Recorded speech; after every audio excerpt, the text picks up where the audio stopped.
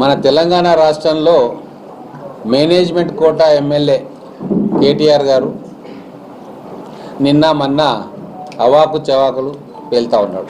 మనకు తెలంగాణలో ఒకటి అనుకుంటూ ఉంటాం జనరల్గా, పంది బురదలో దొర్లి ఆ బురదంతా అంటించుకొని బయటికి వచ్చి ఆ బురదను వేరే వాళ్ళకి అంటియాలనే ప్రయత్నం చేస్తుంటుంది. పంది బురదలో దొర్లి ఆ బురదంతా అంటించుకొని బయటికి వచ్చి ఆ బురదను వేరే వాళ్ళకి అంటియాలనే ప్రయత్నం చేస్తుంటుంది. అట్లనే 10 ఏండ్ల విధ్వంసకర పాలన చేసిండ్రు కల్వకుంట్ల కుటుంబం. చేయరాని పనులన్నీ చేసిర్రు. ఒక రాజకీయ నాయకుడు, ఒక ప్రభుత్వము చేయలేని పనులన్నీ చేసిర్రు.